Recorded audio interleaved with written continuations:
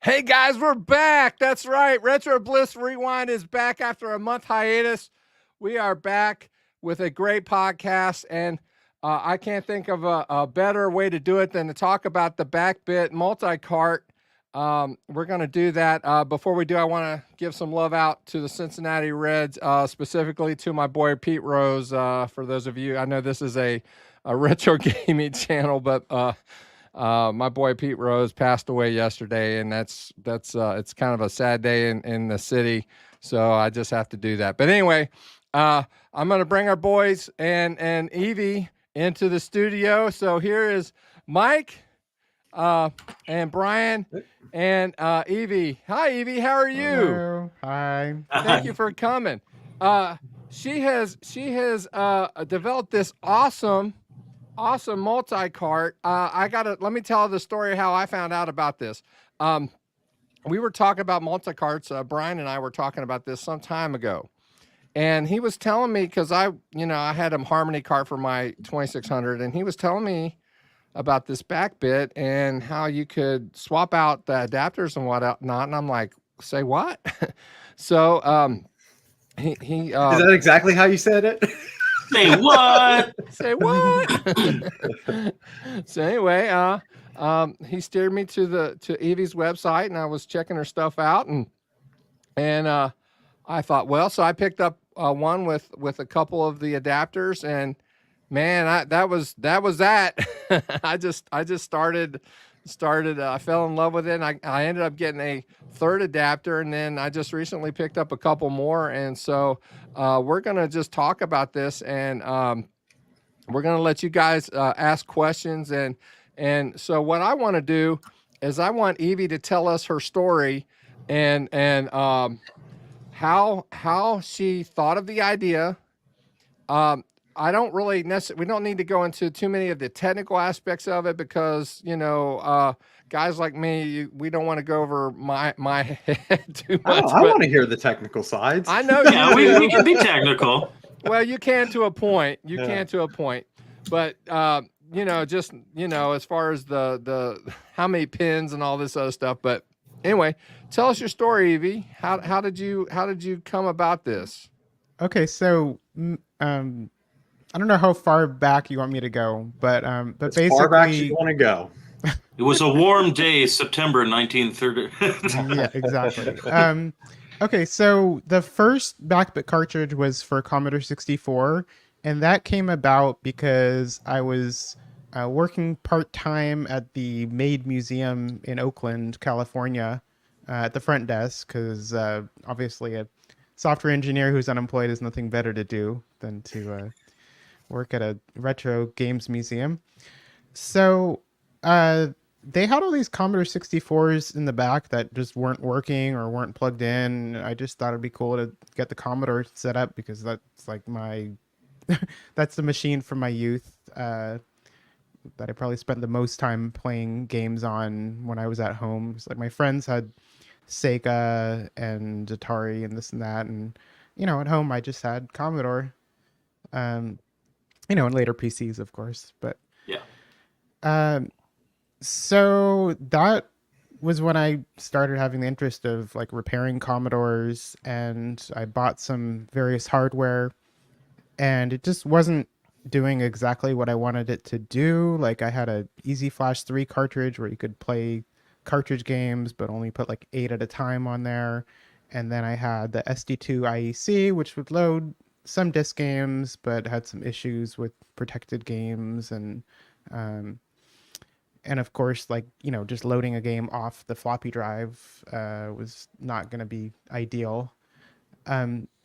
So I kind of just took these things that existed and just imagined up, if I made my own cartridge, what it would be like, just being able to browse a menu easily and play games without having to wait. And this was actually before the Kung Fu Flash, so I don't know who came out first, but but it was like a Kung Fu Flash type of thing before that even existed.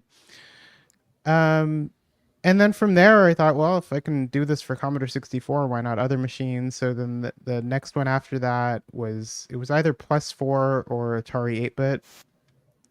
And as a developer, as an engineer, I made a cartridge, and I just thought, why am I like having the same hardware and a separate piece of hardware, when I could just have one piece of hardware and just, stick a pass-through adapter on there, because that made it easier. And that's what I did. So it was kind of a developer decision rather than a product decision. Just, why not just use the same hardware? And then from there, of course, things just spiraled, and I thought, what else can I get this working on? And so just system after system. And so now I have about 30 systems, and on each of the systems, you can play games up to 1 megabyte in size, and a lot of systems have extra features, like the Odyssey 2 has the voice output, and then just, wherever I can. And my main goal is just, play every game you can on these vintage machines. Because that's kind of my interest. Just, why not play games? Well, I like the ease of it. It's nice just to put the cartridge in there and not having to, plug in, plug out, plug in, plug out, plug in, plug out. You turn it on. There's a menu on the screen. You just scroll down. And here's the beauty of it. You have these different adapters for the different consoles, but there's one micro SD card, and all of these games fit on one micro SD card. And you turn it on, and you pick the folder where your games are at, and you just pick from a drop down menu of the game that you want to play, and you do that on whatever system it does. Even the Odyssey, now the font is a little big because of the limitations of the system, but you can do that on regardless of whatever system you're playing on it, and it's wonderful. It's great.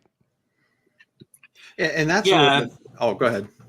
Oh no, I was just going to say, and like kind of the genius thing, and you did it from this makes it easier for me or whatever. But the genius thing is the most expensive part is that SD card reader and all that. All the little cards just to put it in different consoles. It allows people, like for instance, for Intellivision, I've got the LTO flash. This thing, if you can even find it, it costs you a bloody fortune. And it has its own benefits to having it. But if I wanted the LTO flash version, the equivalent for ColecoVision or Atari 2600 or anything else, I'm buying a new cart every time. I'm buying all this stuff up here. I'm buying a new shell. Whereas the BACKBIT, you can get just that top little bit and it'll work on everything, which is awesome.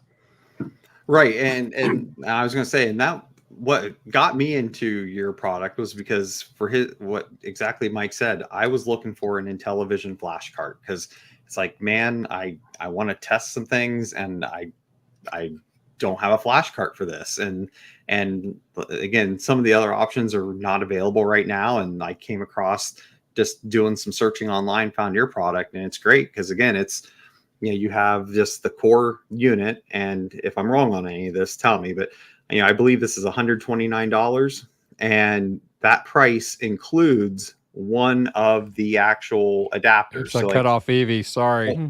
I was going to say, yeah. Hi, Evie. But sorry, didn't mean to cut you off. But I mean, like $129, it comes and you pick what adapter you want with it, and it's great because all the other adapters range, I believe, between $25-$30 depending on what you're going for. And again, it's very simple. I mean, you just take this, pull it out, take your next adapter for whatever console it is. Like this one, I think is the TI-99, and then just snap it right in there, and you're good to go. So for your next console, and it's just to me, it's genius because I don't know of any other flash cart developers doing anything like this. And again, I mean the cost of entry is very, very comparable, if not cheaper than many flash card options. And then it's approachable. Yeah. And just the fact that then you can get all these other adapters for such a small dollar amount and a convenience. Everything's just on one flash card, one micro SD card that you just move it between the consoles. Yeah, I'm impressed with it. I mean, you did something great here, and and I obviously look forward to whatever else you got in store with it for us. So Cool. Well, yeah, I mean, originally, when I was scouring the internet for, what flash cards are available for each machine, I had this big spreadsheet, and, there's the one for Intellivision, there's the one for Atari, there's the one for Commodore. And yeah, it was a bit of a challenge to just scout out each device. So, yeah, I mean, I just like to kind of unify the experience and put everything together in one place. Well, and what's also nice with some of these adapters, through I know Phil's testing, my testing of them, that some of them are even better than some of the other options people know about. Because I know, like, if you're using a concerto cart, for instance, get one. Your 7800, your 7800 adapter is much more compatible and not nearly as buggy. So I don't think they are not. They're not 100%, but this is much better than that concerto. I will tell you that. Well, I think most people who are in the market for something like this are going to be happy with the 80-90%. Right. And if I may, I want to show you, like, on let's see if I don't know if I can. Mike, can you put me at blow me up? And I don't know if okay. You've been blown up. Not the first time. I've been in postal work for 33 years. Okay. So there's the BACKBIT, and then on the end of it, like you have connector and the connector, and then you have these adapters, right? And then you just plug. I'm sorry, I'm trying to do it. I had to find the end, and then I got to find the camera, and then you just plug it in there, make sure it's nice and firm. Okay, now there are other ways of doing this too, like let's see, I don't know if it's not so much on this one. Yeah, there is. There's a pin on here, and so this particular model came with a wire that you can, if you open up the case, you can connect the wire that Evie has provided to you with, I believe, the reset pin inside on the board. And when you hit the reset button on here, it resets the console. Is that right? Yeah. So I like to say the reset wire, it's kind of a blessing and a curse, because it's nice because you can play different games without actually turning the machine off and on. The only reason I say it's a curse is because the initial install of the reset pin can be a little tedious or a little frustrating. Mm-hmm. Yeah.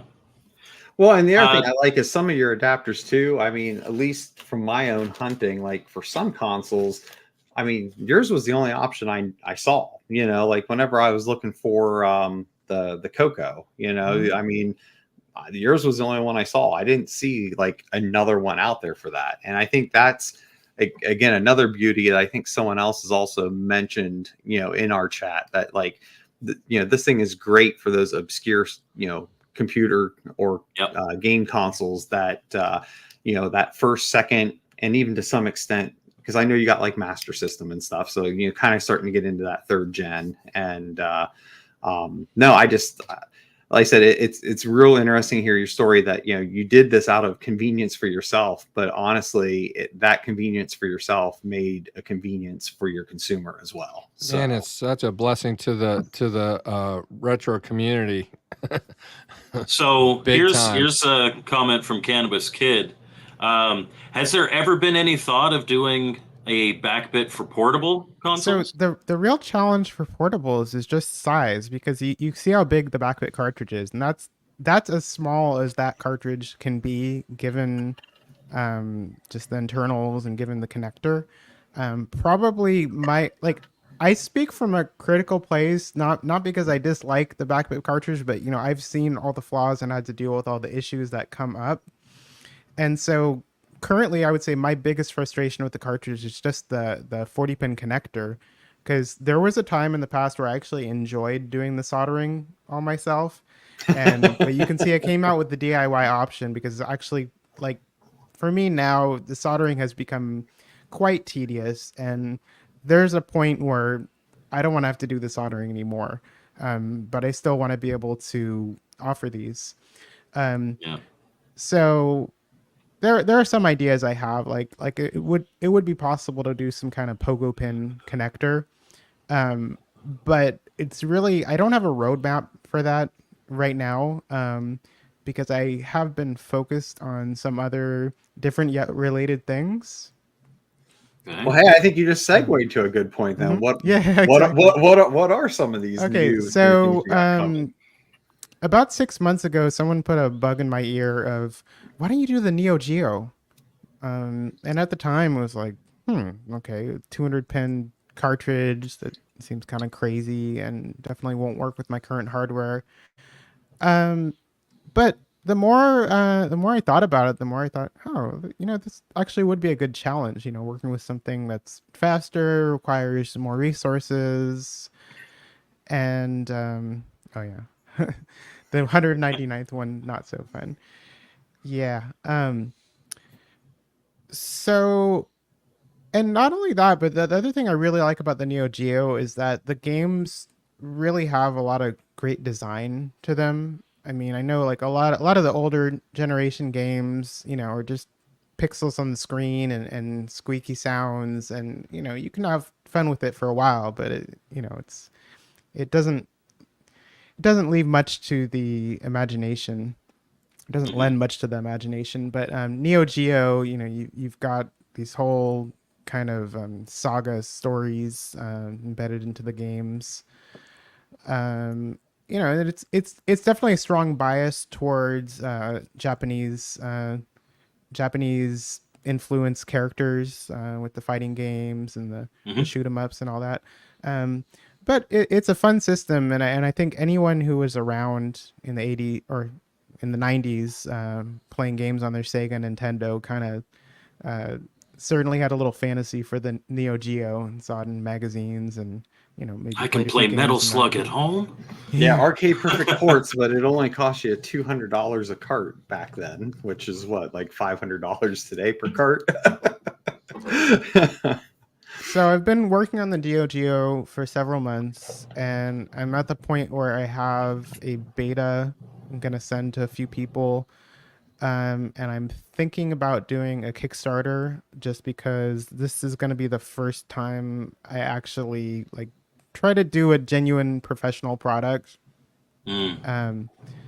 with the injection molded case. And it's just like the parts cost for Neo Geo is kind of insane. It's a lot more than the BACKBIT cartridge.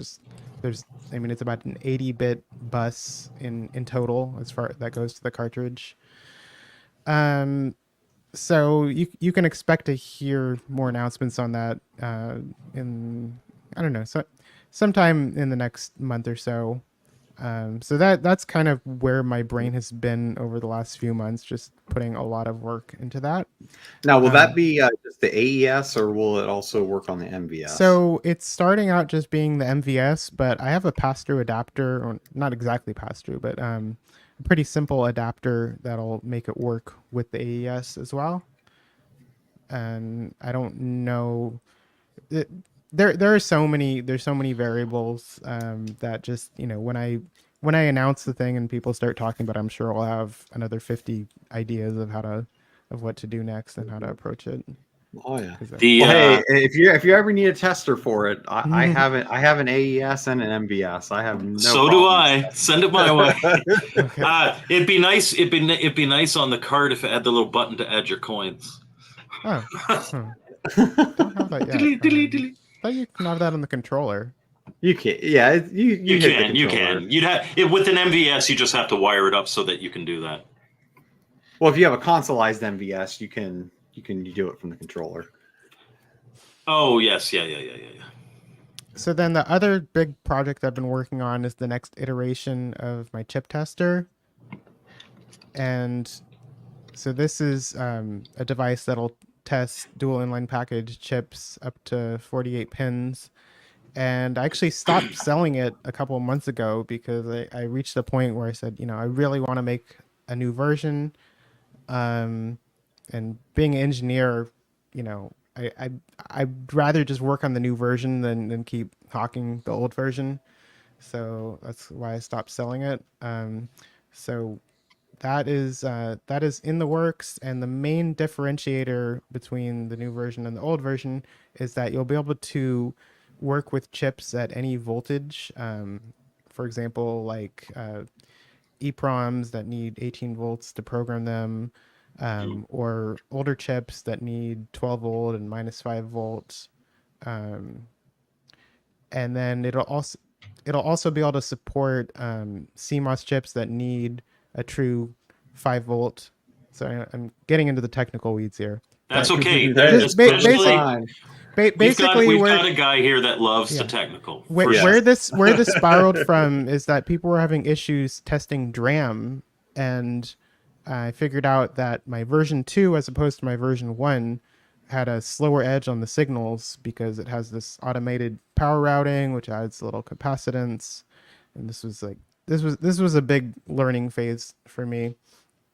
But long story short, I had to make all these adapters to support each type of DRAM. And I said, I'm tired of making all these little adapters. I just want to have a new tester that just works with all the DRAM, and I don't have to keep making more adapters. I mean, just, you have to realize where I'm coming from. Like, I'm just one person, and like that. All right. It's kind of the same philosophy as the BACKBIT cartridge. It's like, I just want like one main SKU on each project, and everything else is just, maybe just a small accessory that plugs in, because it's just, things just become too many parts for me to think about. Yeah. Yeah, so it looks like there's a question that they thought the BACKBIT would work on the Sega Genesis, and I believe it's only up to the Master System, right? Right. So the BACKBIT cartridge goes up to 8 bits. There are, of course, a few 16-bit systems in the 8-bit era, like the Intellivision or the TI-99, but generally it's just 8 bits. Yeah. Okay. Is there... Well, and I mean, if you're making a Neo Geo, you certainly have the capability of potentially expanding the BACKBIT line to... Yeah, so I mean, it's a big diversion in the hardware. The original BACKBIT, it's basically just one chip that does like everything, and that's limited by the fact that chip has a megabyte of RAM that can be devoted exclusively to the cartridge, in addition to a little bit extra RAM to run the operating. So for the Neo Geo, the hardware is much more complicated. I've got, I don't know, there's a lot of chips on there. It's using PSRAM, pseudo static RAM, and it's got, I think, about 13 of those on there.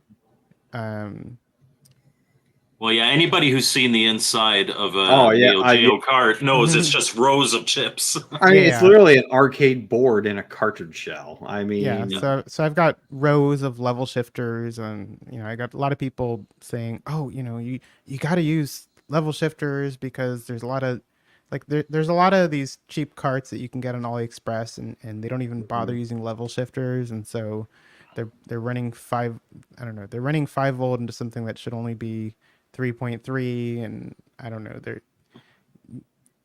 it's kind of working, but it's a little bit precarious. Yep. There's a lot of gnarly issues that come up with just having to have all this stuff going on at once. Do those AliExpress, like, does that actually hurt your systems? Because I've got one. I really can't say for sure. I mean, I've heard rumors that so-and-so system got messed up by such and such cartridge. Okay. I tried my best to set it up where it'll be nice to your system. It's got all those level shifters on there, so it won't be pumping 5 volt into things that only want 3.3 volts.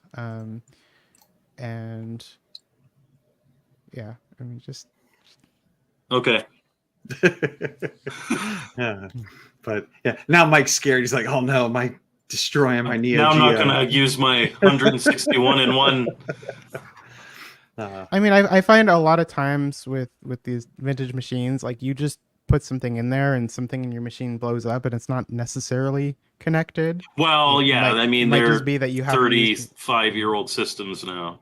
But So how many customers do you have that have like bought like almost all of your adapters? Because I know there's collectors out there. I don't know. I mean, probably. I mean, a few dozen people that have like almost everything. But I don't know. I mean, and generally, sales have been a little bit on the slow side. I haven't been actively promoting the BACKBIT for, I don't know, probably the last year or so, because I've been focused on the chip tester and I've been focused on just, you know, a million projects. because the first one is fun. The 199th, not so much. Right. Well, it's not just that, but it's just, you know, I always want to be developing something. I always want to be working on something new. And I don't know, I've said this many times. I'm a developer at heart. I'm an engineer at heart. I'm not a business person at heart. So, I mean, yes, I need to sell things to live, but you know, what keeps me going is working on a new project, learning something. Have Well, you be ever like thought Atari. of... Be like Atari and just resell the old stuff. Keep selling the old stuff all the time. Don't worry about doing anything new.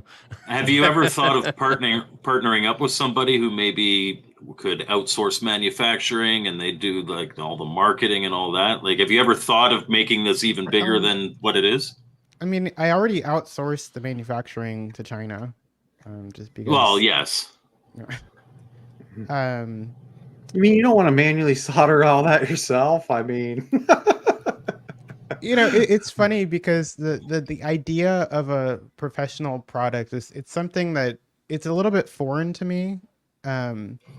This idea of like, oh, you have a nice case and now it's professional. It's like, well, the guts are the same, right? So what difference does it make? You know, oh, it's got a fancy booklet with it. You know, so my aesthetic is certainly like, you know, just make something that works. But, you know, you get into the world of selling things and the world of people who are fans of things. And, you know, there are people out there who like a little bit of fluff. I mean, I call it fluff. Some people call it professional. You know, we all have different perspectives on things. Well, but the thing is, though, is like if you did go that route, you'd have to charge more for it. I mean, right. at So, the end like, of the day. yeah. And something like this, it's meant to be functional. Like at the end of the day, I don't need this to quote unquote look sexy to be able to play the games on it. You know, I mean, this works. I mean, yes, it's pretty sexy red there. I mean, it's a 3D also, print. you figure, but you know, good. on a machine that's 30 or 40 years old, your machine is probably not going to be in brand new condition. No. Anyway. No. Clearly, you don't know what the crazy collectors are like. Yeah. Hello. I'd say mine are all pretty pristine, but again, AV modded and all. But definitely, getting into injection the molding it's a big step for me because up to now I've just been doing 3D printing on my own. Yeah. Injection molding, it's a whole different ball game. And it's not cheap. I mean, to get the mold, like, right, you got to have so much. I mean, love. like I said, Once it's done, it's cheap and quick. So but it's all the front end cost. Up to this point, BACKBIT has been all pretty much on demand, and you know that's worked for me up to this point. But you know, I'm getting to this point where on demand, one-off things. You know, when you have 50 SKUs of things, doing everything on demand, it can kind of make your brain hurt. Yeah. I know what you're talking about. You know, because I have 50 things, and you know, it's like a trickle. You know, maybe once a month someone gets the RCA machine, and you know, a few machines are more popular than others, but you know, some machines I've only sold like 3 adapters for. Yeah, because there's only 3 of them left. Well, so but the fact that it's available for those 3 people, right, like that is cool, and there is definitely merit, because if you were to scale this up, stuff like that would kind of drop off the side because it's not profitable. It doesn't justify all that upfront cost. But I think Right. honestly, I think that you're helping preserve the life of the consoles because people aren't pulling it out and pushing in the cartridges all the time. And I mean, that to me, that kind of wears on the console Yep. after a while too. Just leave it in there, set it and forget it. That's what I do. I don't, and I do jump from console to console from time to time, but sometimes I live with, like right now I'm on an Odyssey 2 kick, man. I just leave it in there and I turn it on, I'll play a game, I'll reboot and play something else. And I don't change it much. Well, and that's the thing I like about this because again, I make custom controllers and other accessories for all these consoles. And like one of the things for me is when I test the products I'm making, like again, like the Coco, I needed some games, but like I don't have like that personal attachment to a Coco because I didn't grow up with one. But this is a way to give me an option to test those games with my stuff that I'm making for it to make sure it works. Just like the MSX, I mean, we all know how expensive it is to get MSX games. And again, that's not something I had a personal attachment to where I want to start buying all the physical games, but it's a way for me to functionally test my products for folks that do have that connection to those consoles. And like I said before, it makes these consoles more accessible. Yes. So if you have an interest in something, investing $100 or $200 in getting a BACKBIT with an adapter to play pretty much all the games, and then you can decide, if you really love it, then you go down that collector's route. But the initial investment doesn't have to be insane just for you to try it.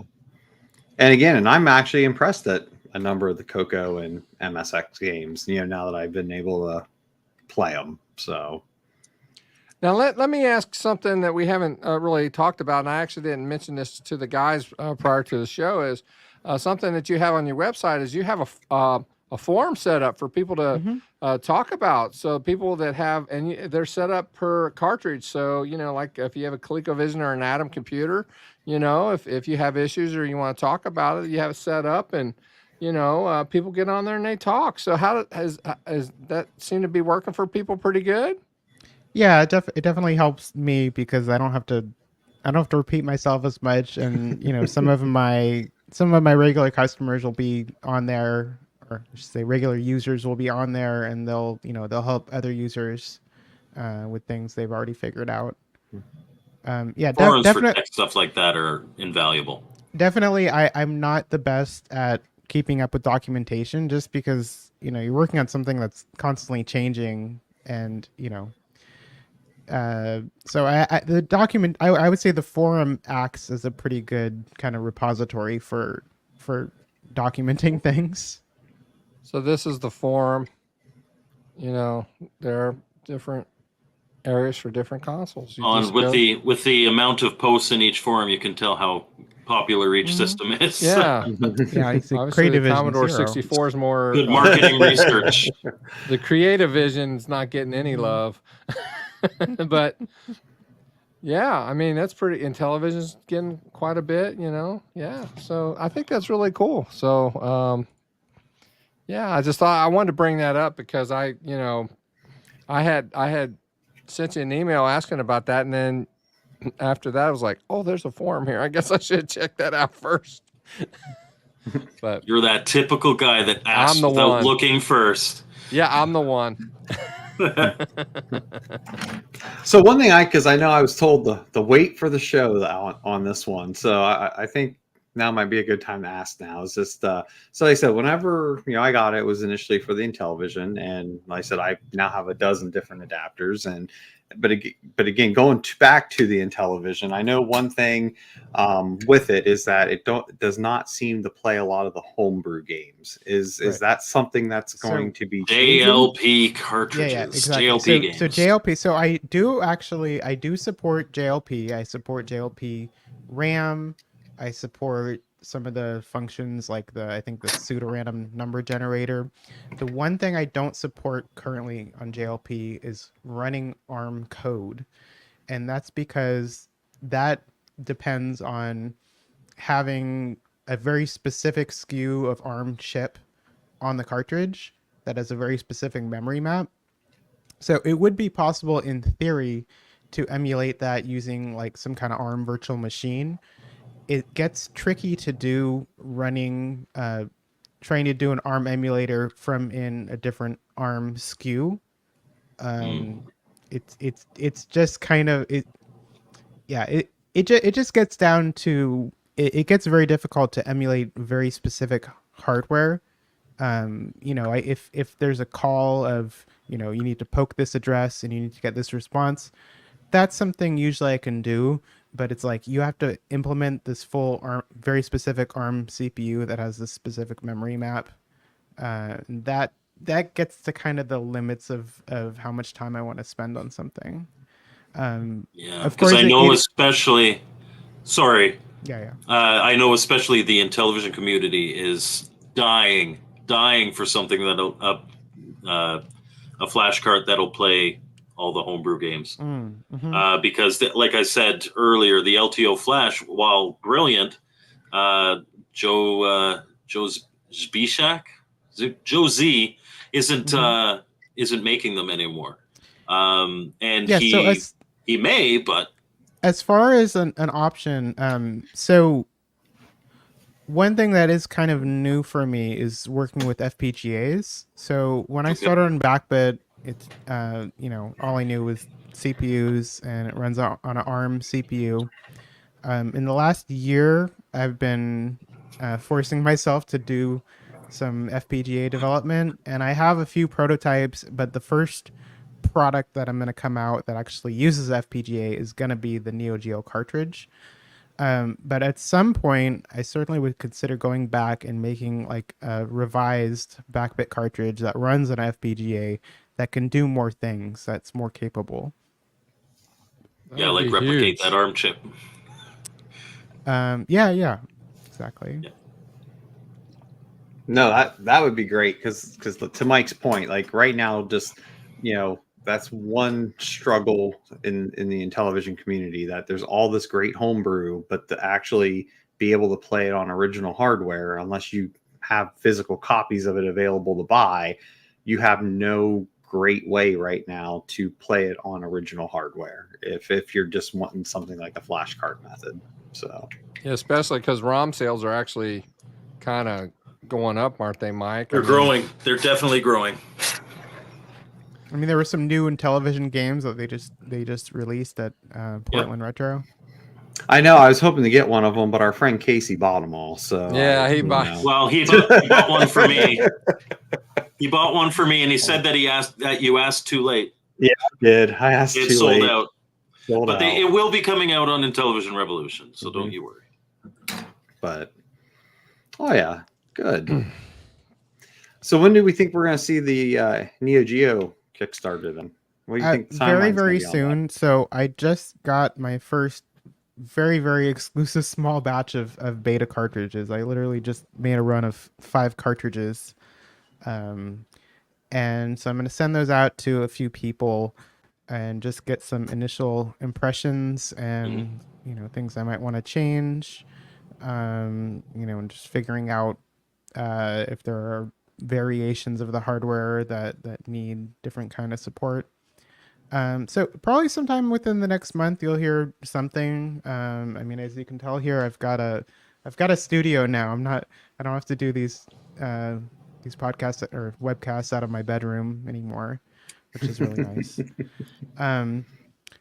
So yeah, I should be engaging a little bit more, having a little bit more presence. But like I said, I'm thinking about getting a Kickstarter set up for the Neo Geo.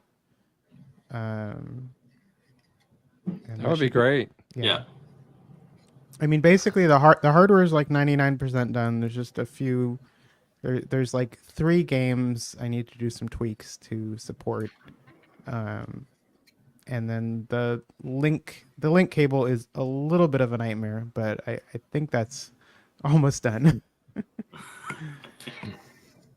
And to be clear, this would not be unless you distribute like an adapter. This would be just for Neo Geo. It's not going to be expandable to Right. Anything else, yeah. it's a platform specific product. Yeah. So only Which is only so Neo foreign Geo. to the BACKBIT Yeah, philosophy. it's just the original BACKBIT model. Like I said, it's one chip, one microprocessor that has everything built in, and that goes up to 1 MB of RAM. Um, and it's just you need a lot of pins for the Neo Geo. I mean, just to get started, Well, you've yeah, got the 200 Neo Geo pins. Yeah, Neo is Geo's, such a unique little snowflake.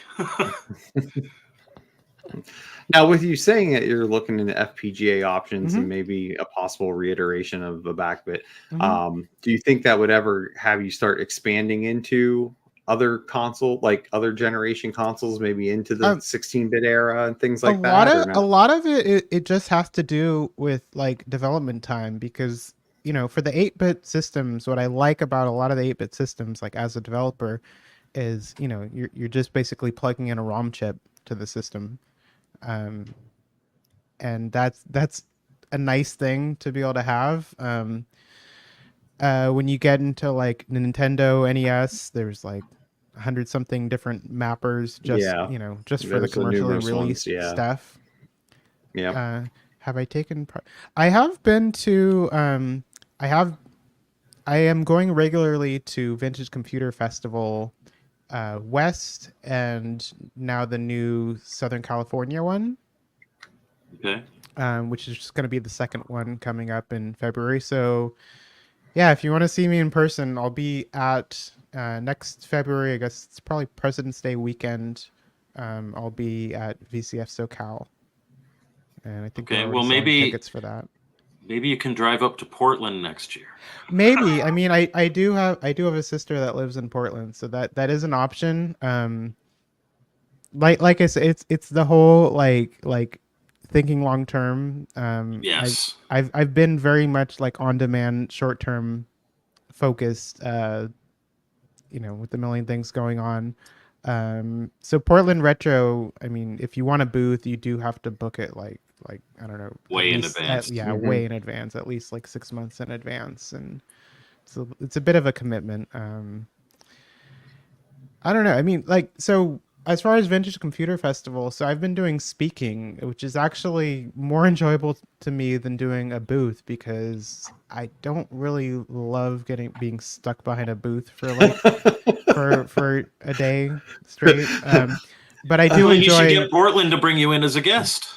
maybe. Yeah, get to know some people. No, and I'm laughing about that Mhm. because I mean I've had this same discussion myself because I mean I've been doing this for 3 years now and been setting up vendor tables at shows, and kind of to your point is that you get tied behind that table, and not that it's a bad thing per se, but you want to be able to socialize, network, get out and actually enjoy the show yourself, and it's just really And hard. sometimes you just don't want to talk to an never ceasing flow of people. Well, plus plus Brian has also been actually a speaking guest at these things, and so that's that's a different position to be in as a vendor as well. So I've actually helped Brian a little bit, not nearly as much as he's been behind the table, but it can be a little daunting behind that table Yeah. sometimes because So there could be a plethora of people coming at you all at once, and yeah, so. But to your point, I mean, I've kind of gotten to the point because I said I know exactly where you're coming from. That like I've kind of gotten to the point of where I'm at with stuff where it's just like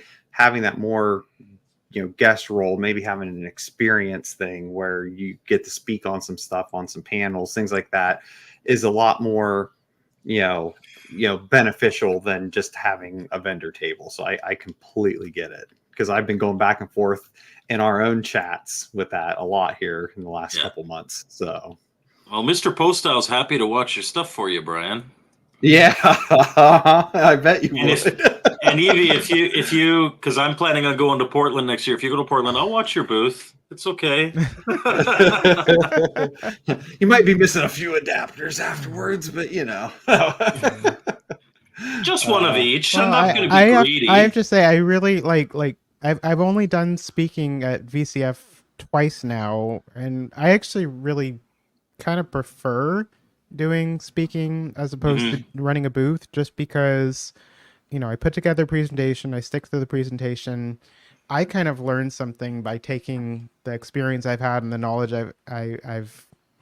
I've gained doing a project and then being able to share that with people. So I do enjoy speaking, and every time I speak, I'm pretty much speaking about something different. So probably at VCF SoCal, I'll talk about the Neo Geo cartridge and and the development process for that. So getting into the technical. Yeah, I mean, that's kind of where my brain is. I mean, I'm a technical person. I'm an engineer. Which we should expect because Yeah. because of what you do. Yeah. Cool. Phil, I'm sorry. I was commenting to your private chat. For those of you who don't know, I've been he's been commenting for as both me in of the us. chat. Yeah, that was. There's a function in StreamYard where you can chat for yourself or for multiple people, and I didn't know that, and so I was chatting for Mike too. I didn't mean to do that. So anyway, that's been turned off. So anyway, what were you saying? Well, nothing. We come to a lull, and you looked very concerned while you were typing. I was very concerned when I found out what I had been doing. So yeah, this is what happens when we haven't done a show in a month. So. We have not done a show in a month yet. So anyway, but so I guess as another one would be, it's just what would be like if time, money, all this stuff was not an option, right? Like we just had all the time in the world. Like what would be like a project you would just love to do, like with this type of stuff that like you just know you can't do it right now because you might not have the time or resources, but it would be one of those just like fan projects you would just love to tackle sometime. I mean, I really love the games, and I like to I like to create, like, the whole kind of purpose of the BACKBIT cartridge was to create a space where to create a setup where it was really easy to go in there and just play a bunch of different games, and part of that is like the discovery process, because when you just see a big wall of text, people don't know what any of the stuff is, and so it would be cool probably down the road to have like a Wi-Fi connected cartridge that could connect to some big game database, maybe even like connect with some game database that's already out there, and be able to download that onto the individual machine's screen, and to just be able to kind of get to know the games. Because I mean, even like, I like a lot of music, but some music I listen to, I'm like, what the hell is this? But then I'll read on Wikipedia and say, oh, they played here and they studied with these people and they work with these people, and it just kind of makes it more human, more personal. So to have some way to to play the games but also learn about their origins at the same time, and having some kind of interactive environment and having as much of that on the machine itself as possible, I think it might be fun. Cool. And I guess another one, because again, you mentioned with FPGA, do you have any thoughts on maybe looking at for some of these older consoles? Maybe like, and again, this might be out of your wheelhouse, and if so, that's fine. Because again, we're all in our own specialties. Like, would you like ever think about like FPGA consoles? Because obviously that's what big time collectors want now. Because again, all this stuff is getting old. It's not getting any newer. Okay, you mean like to have an Odyssey 2 that's like a new build of an Odyssey 2? Yeah. Using like FPGA. I don't know. I mean, I know everyone's got like their own proprietary system. There's like the Phoenix, and then whatever the Phoenix is the Phoenix has not risen from the ashes, so I mean it's fair. That one might be fair game to go for. Yeah, if they're going for $600+ now because they haven't made them and they're not going to anymore. I don't know. I mean, I think I have a number of kind of projects that would lead up to that. I mean, first of all, if I was gonna recreate a machine, I would need to do video output. So yeah, I mean, just like electrically, getting clean analog signals out is one thing I have to study up for, and Or just make yeah, the BACKBIT like the ultimate I mean, I FPGA. would You don't even need a console. Just I would say like where I'm at and all the stuff I have on my plate, probably a project that big would have to be a collaboration, because Yeah, yeah. Yeah. there's just too many moving parts to do everything by myself. Like I do a lot of things well, and there's a few things that I just don't do at all that someone else probably could do better. Mm-hmm. Oh, Poe, don't say Oh. that. he's just rubbing it in. He's rubbing it in because I don't have a Phoenix. But yeah, no, I know we're kind of getting toward the end of the time here, so I guess with that, I guess, do you have anything else that you want to mention, Evie, to kind of promote your product or where people can find you and Yeah, so forth? just backbit.io. That will link to everything. And stay tuned this month for the Neo Geo cartridge, and also the next iteration of the chip tester. Okay. Cool. I'm looking forward to that Neo Geo. Oh If you- no, I'm I'm my very 161 interested and too. 1 might be frying my system, and if it is, I want to get your proper card. I'd like to invite you back if you get that thing up and running, get it into fruition, and you get some video of that somehow. I'd like to invite you back on the show so you could show people, and maybe use the video as a promotion tool for it. Yeah, if you're I actually up for that. I do need to make a video for if I do a Kickstarter, which I probably Yes. Yeah. Well, we'd love to have you as part of that on this show, so that would be great. Yeah. So, cool. And again, Well, yeah. thanks again for making a great product, because like I said, it's a great price point, and just the fact that it covers so many first, second gen consoles for a small investment is just outstanding, and just appreciate the work, and again, even appreciate more just kind of because I know with my own stuff that it's a solo gig. It's not like you have a whole bunch of people working underneath you making these for you. I No, mean, it's this is you. literally all me. Yeah, and I know mine is number 1355, so I don't know what number you're at right now, but I know you've done a lot of these. when I bump up the product version, I usually leap to the next like I increase the first digit, so the serial number doesn't necessarily represent how many. Okay, I got you. But okay. but I think starting at 1,000 was the latest version of the BACKBIT Pro. Mm-hmm. Good. all right. And I really appreciate how, especially for the oddball stuff, because I've always been a fan of the oddball stuff, that it helps preserve it. Mm-hmm. Because for a lot of these old systems, especially the rare ones, it's hard it might not be hard to get the hardware itself, but the games can be very difficult to find, and it just breathes new life into them. Collectors too, even if they're available, they're out of reach price wise. Yeah. People just can't afford to get them necessarily, and so anyway, I'm not telling you not to get, if you legally own the game, you're not really supposed to. You can still get them if anyway. But I'm not. But no, I mean the reality, but like Mike said, it's preservation. Because I mean, again, everyone has their opinions, and I have absolutely nothing against emulation, but there's still something to be said when you can play it on the original hardware. Yep. So. Yep. So with that, you guys, I really appreciate, and Evie, I appreciate you being on here, man. This is an amazing product. Like I said, when Brian told me that you had made this, I couldn't believe what an awesome product that you had made. So please come back and see us. Please come back and see us. Thank you so much for inviting me. Like, I know I haven't had a lot of web presence in, I don't know, the last year or so, but I definitely look forward to getting online more often. We appreciate having you on.